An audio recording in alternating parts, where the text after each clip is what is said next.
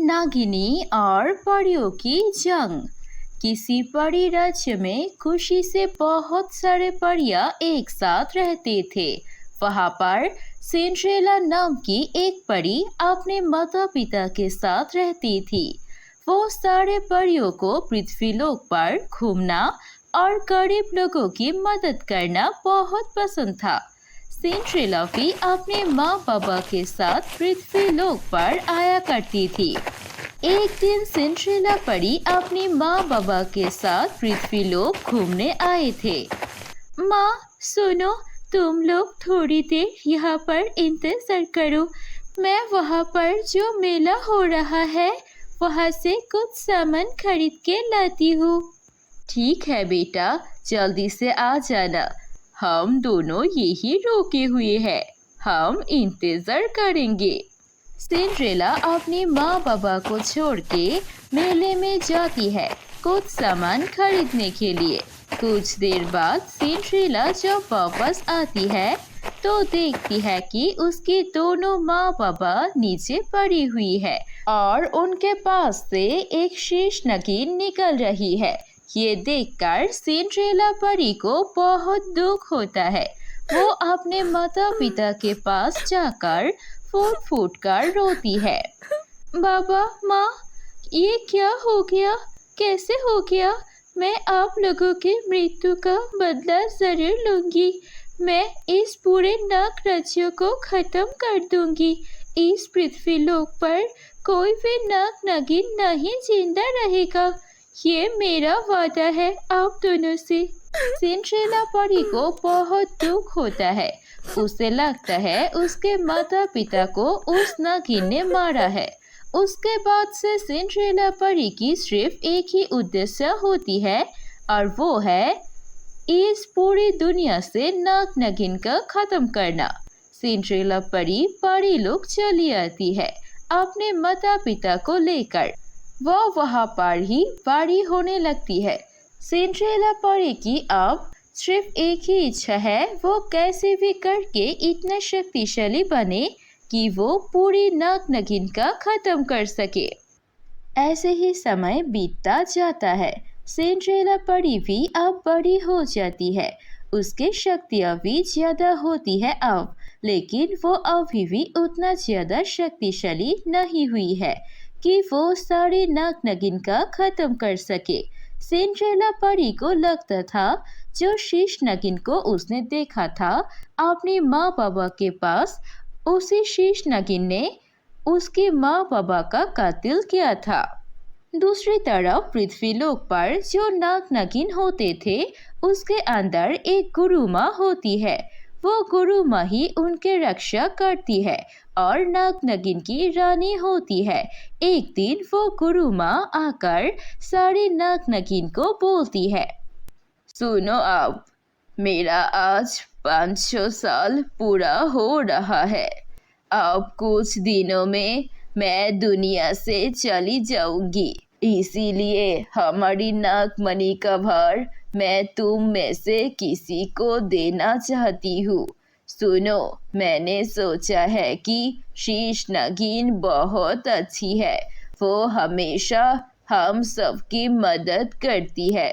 शीश नागिन है जो हम सभी को एक साथ अच्छे से रख पाएगी और इस नाग राज्य की नागमणि की रक्षा कर पाएगी।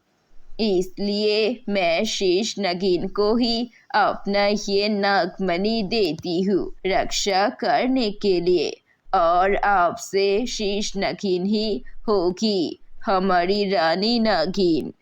आपका बहुत बहुत शुक्रिया गुरु माँ, आपने मुझ पर भरोसा किया। मैं इस नागमणि को अपनी जिंदगी देकर भी सुरक्षित रखूंगी।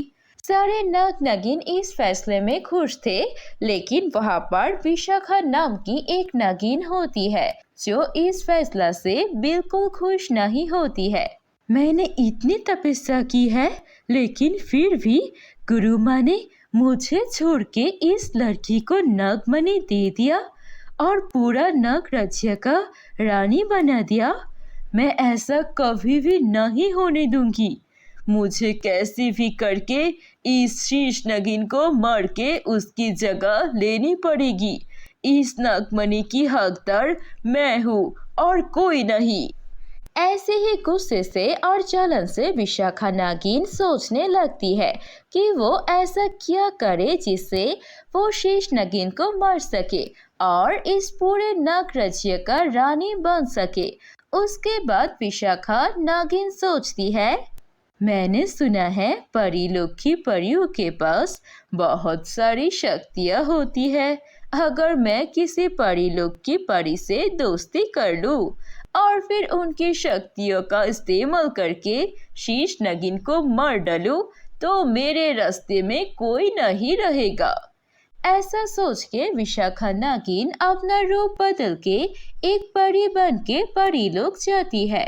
उसकी मुलाकात सिंड्रेला परी से होती है। सिंड्रेला परी बहुत ही ज्यादा होशियार थी।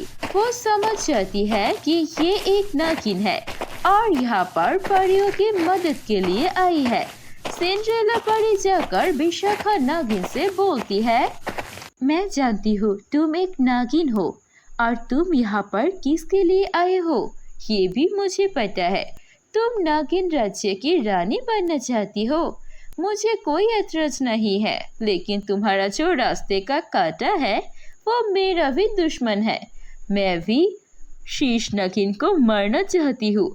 अगर हम दोनों एक हो जाए तो हम दोनों मिलकर शीश नागिन को मार सकते हैं। सिंड्रेला परी की ये बात सुनकर विशाखा नागिन बहुत खुश होती है। उसके बाद दोनों दोस्त बन जाते हैं और दोनों ही प्लान करते हैं कि कैसे अमावस की रात को जब शेषा नागिन की शक्ति कम हो जाएगी तब वो दोनों उसे मार डालेंगे। उसके बाद सिंड्रेला परी विशाखा नागिन के साथ पृथ्वीलोक पर नाग राज्य में एक नागिन बन के आ जाते हैं और सबके बीच रहने लगती है। लेकिन किसी को पता नहीं होता है कि वो कोई नागिन नहीं बल्कि परी है। सिंड्रेला परी मन ही मन सोचती है, अगर अब मैं विशाखा नागिन की मदद से शीश नागिन को मार डालूं और उसका नागमणि ले लूं तो मैं कुछ दिन में पूरे नाग राज्य को खत्म कर दूंगी और देखूंगी कैसे इस दुनिया में एक भी नाग नागिन जिंदा रहते हैं। किसी को भी मैं नहीं छोड़ूंगी। दूसरी तरफ विशाखा नागिन सोचती है, अगर सिंड्रेला परी के साथ मिलकर मैं शेष नागिन को मार डालूं और उससे नागमणि ले लूं तो मैं इस नाग राज्य की रानी बन सकती हूँ। ऐसे ही दोनों अपना अपना प्लान करते हैं, लेकिन एक दूसरे को अपना असली चेहरा नहीं बताते हैं।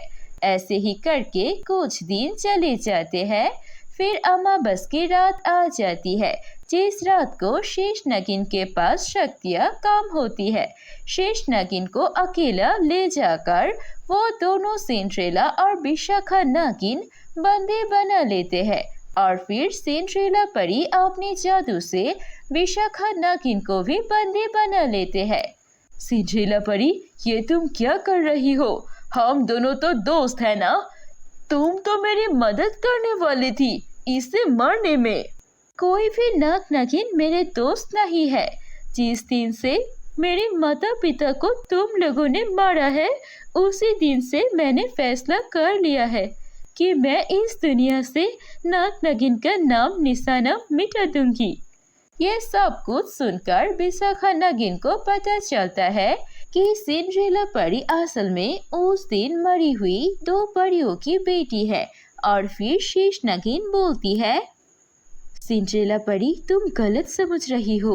तुम्हारी माता पिता को किसी नागिन ने नहीं बल्कि उनकी मृत्यु एक कीड़े की काटने से हुई थी और मैं उनकी मदद करने की कोशिश कर रही थी, लेकिन तब तक बहुत देर हो चुकी थी और वो दोनों मर चुके थे। इसीलिए मैं वहां से चला गया था। तुम्हें ऐसा लगता है कि मैंने तुम्हारे माता पिता को मारा है, लेकिन ये बिल्कुल गलत है।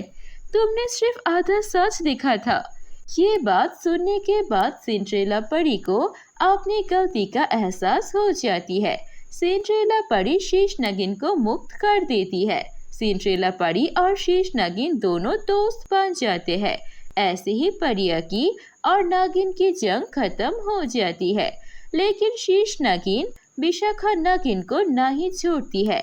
उसने पूरे नाग राज्य के साथ गद्दारी की थी, इसीलिए वो उसे आग लगा के भस्म कर देती है और फिर परी लोक की परिया और पृथ्वी लोक की नागिन दोनों ही मिलजुल कर हंसी खुशी रहने लगते हैं। तो दोस्तों, कैसी लगी आपको हमारी ये कहानी? कहानी अच्छी लगी है तो इसे लाइक कीजिए, कमेंट करके हमें बताइए आपको कहानी कैसी लगी और अपने दोस्तों के साथ भी शेयर कीजिए ये कहानी। अगर ऐसी और कहानी देखनी है तो प्लीज सब्सक्राइब कीजिए हमारे चैनल पर। हम ऐसे मजेदार कहानियाँ और लाएंगे।